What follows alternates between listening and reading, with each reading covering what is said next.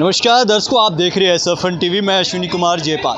दर्शकों, आज आपके लिए मैं एक मुद्दा लेकर आया हूं। मुद्दा यह है कि क्या व्रत करना अनिवार्य है या नहीं। इन्हीं बातों को लेकर अपने शास्त्र क्या कहते हैं, इन्हीं बातों को लेकर आज मैं आपके लिए एक डिबेट लेकर आया हूं। आप ये डिबेट देखिए और जानिए पूरी सच्चाई। क्या कहना है कि नवरात्रि के पर्व को मनाना चाहिए, बहुत ही श्रद्धा से हम जो है नवरात्रि के पर्व को मनाते हैं। दूसरी ओर हमारे साथ एक ऐसा पक्ष मौजूद है, ये संत रामपाल महाराज के अनुयायी हैं, जिनका ये मानना है कि नवरात्रि के पर्व को मनाने का किसी भी शास्त्र में उल्लेख नहीं है, अर्थात ये नवरात्रि के पर्व को नहीं मनाना चाहिए। दोनों पक्षों के विचार जानेंगे और जानेंगे कि किसके दावे में है कितनी सच्चाई। आइए सबसे पहले सवाल की ओर बढ़ते हैं। मेरा आप लोगों से सवाल है कि आखिर आप लोगों के अनुसार माता रानी के नवरात्रि क्यों मनाने चाहिए? जय माता की।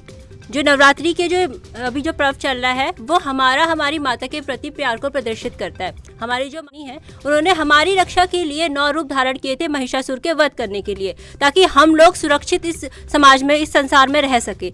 उनकी पूजा अर्चना करते हैं, व्रत रखते हैं, जागरण होते हैं। हर हिंदू, जितने भी मेरे ख्याल से जितने भी हिंदू समाज में लोग हैं वो बड़े ही हर्षोल्लास से 9 दिन का बेसब्री से इंतजार करते हैं। लेकिन यहीं ये जो संत रामपाल जी हैं, इनके जो शिष्य हैं, इनका मानना है कि नवरात्रि जो है, इसका नवरात्रि नहीं मनानी चाहिए। तो मेरा इनसे क्वेश्चन है कि आखिर हम नवरात्रि क्यों ना मनाएं? हमारी माता के प्रति हमारा प्यार है, हम उसे क्यों ना दर्शाएं? बोलो जय माता की। देखिए, बहुत बड़ा प्रश्न है कि माता रानी के नवरात्रे मनाए जाते हैं। माता ने महिषासुर का वध किया था। एक माता का प्यार दिखाने के लिए 9 दिन तक माता जी का जो ये व्रत रखा जाता है और भी जो पूजा साधना होती है। आप लोगों को इससे क्या परेशानी है? आप लोग इसको क्यों मना करते हो?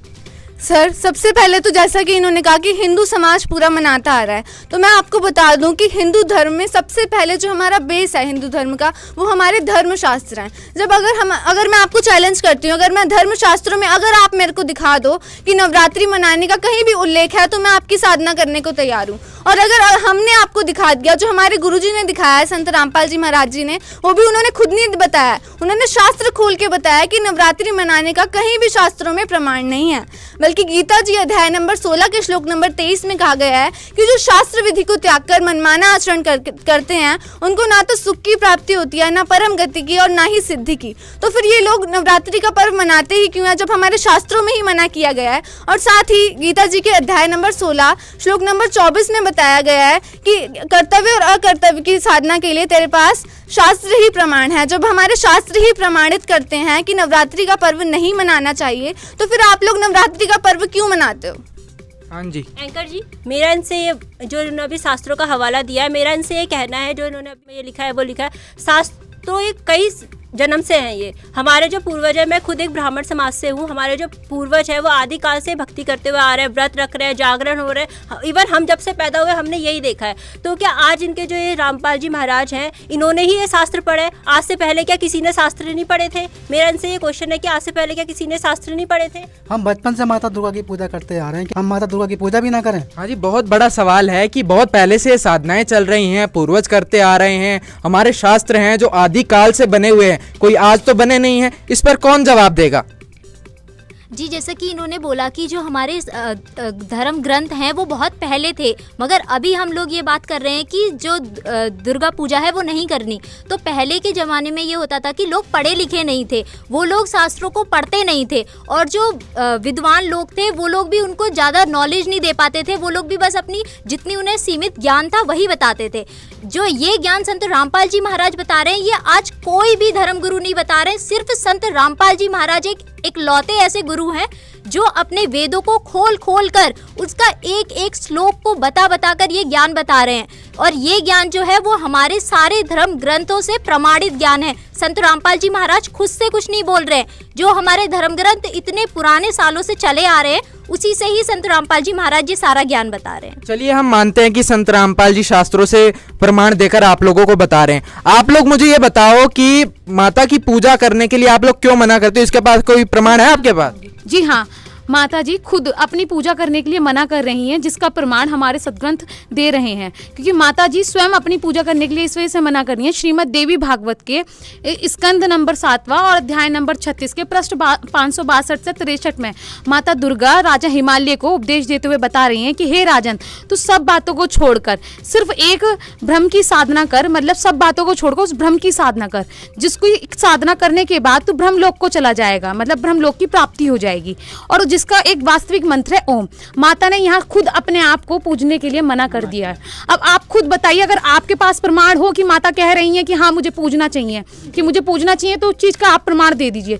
और उसी के साथ साथ हमें भी नहीं पता था कि माता को पूजना है कि नहीं पूजना, उसका प्रमाण तो हमें गुरुजी ने खोल कर दिखाया। सदग्रंथ तो सभी के पास हैं और रखे रहते हैं, हम सदग्रंथों को मानते हैं, सदग्रंथों की लिखी बातों को नहीं मानते, पर गुरुजी ने उन चीज़ों को हमें बताया और हमें पता चला कि माता को नहीं पूजना चाहिए। पर हाँ, माता की वास्तविक साधना करनी चाहिए, जो कि गुरुजी ने बताया। माता जी की साधना करने का एक वास्तविक मंत्र इस कारण से नहीं है। जैसे जागरण की अगर आपने बात करी, तो जागरण से जो आप लोगों को तो सुख मिल रहे हैं, लेकिन कई लोग ऐसे जिन्हें जागरण से सुख नहीं मिल रहे हैं। हम लोग तो जागरण नहीं करवाते, हम लोग भी तो बहुत सुखी हैं। आज हमारे पास भी किसी चीज़ की कमी नहीं है। हम पहले दुखी थे, हम आपको बता दें, हम भी पहले यही सब साधनाएं करते थे, हम भी जागरण करवाते थे, माता जी की पूजा अर्चना करते थे, जैसे आप लोग करते आ रहे हैं। लेकिन अब हमें ज्ञान हुआ है, संत रामपाल जी महाराज जी ने हमारी आंखें खोली हैं, हमारे शास्त्रों से खोल के दिखाया कि ये साधना व्यर्थ है। जैसा कि आपने कहा कि आपको सुख हो रहे हैं, ये आपके पिछले जन्मों की पुण्य कर्मों की वजह से है। और साथ ही हम पहले पूजा अर्चना कर रहे थे, हमारे ऊपर बहुत दुख थे, बल्कि हम भी ये साधना करते आ रहे थे। लेकिन आज जब से हमने संत रामपाल जी महाराज जी से भक्ति साधना उनके द्वारा बताई गई करनी शुरू किया, हमारे घर में आज कोई भी दुख नहीं है। बल्कि जो हम गुरुओं के पास पहले जाते थे ना, वो हमें ये कहते थे कि जो भी आपके पाप कर्म है, वो पाप कर्मों की वजह से आपके ऊपर दुख आ रहे हैं, इसलिए नहीं टल रहे। वो जागरण की वजह से भी हमारे पाप कर्म नहीं खत्म हुए। लेकिन आज संत रामपाल जी महाराज जी के द्वारा दी गई सद्भक्ति से हमें सारे सुख हो रहे हैं और हमें वो सारी चीज़ों की प्राप्ति हो रही है जो एक मनुष्य को भक्ति करने से मिलती है।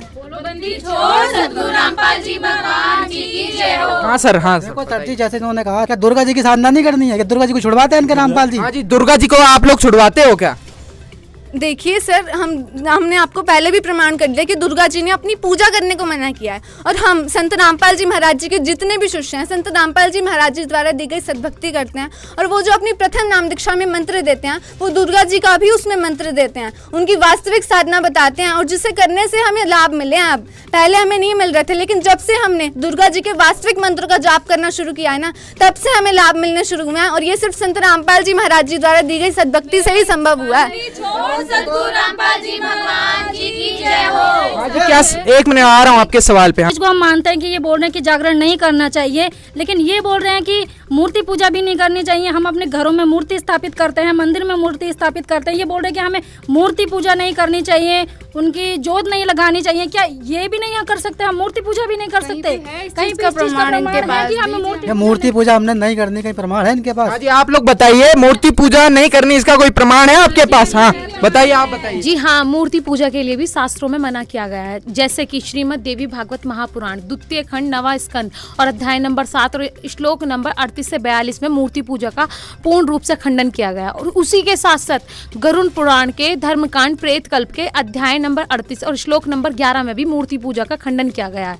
जैसे कि मूर्ति पूजा का खंडन श्रीमद् भागवत महापुराण प्रथम खंड 3रा स्कंद अध्याय 29 श्लोक 21 से 22 में भी बोला गया है। मूर्ति पूजा के लिए साफ मना किया गया है। जैसे कि हमने इतने सारे प्रमाण इन लोगों को दिए, मगर ये लोग हमें उसके अपोजिट में एक भी चीज नहीं बता पाए। इससे तो यही सिद्ध होता है कि संत रामपाल जी महाराज जी का जो ज्ञान है वो ऑथेंटिक है और ये सब लोग जो हैं वो झूठे हैं। संत रामपाल जी महाराज जो साधना बता रहे हैं बिल्कुल 100% सही है। और हमने जितने भी यहाँ पे भाई बहन है, जितने भी हमने प्रमाण दिए हैं वो 100% ट्रू हैं। अब हमने आपको ढेर सारे प्रमाण दिखा दिए हैं और संत रामपाल जी महाराज जी ने ही हमें शास्त्रों में से खोल खोल के ये प्रमाण दिखाए हैं। और आपने हमें एक भी बात का प्रमाण के साथ जवाब नहीं दिया है, इसीलिए अब आपको ये चैलेंज एक्सेप्ट करना पड़ेगा और आपको भी संत रामपाल जी महाराज जी की शरण में आना पड़ेगा। क्योंकि संत रामपाल जी महाराज जी ही विश्व भर में ऐसे हैं जो एकमात्र ऐसे संत हैं जो सत्य भक्ति साधना दे रहे हैं और उनकी शरण में आने से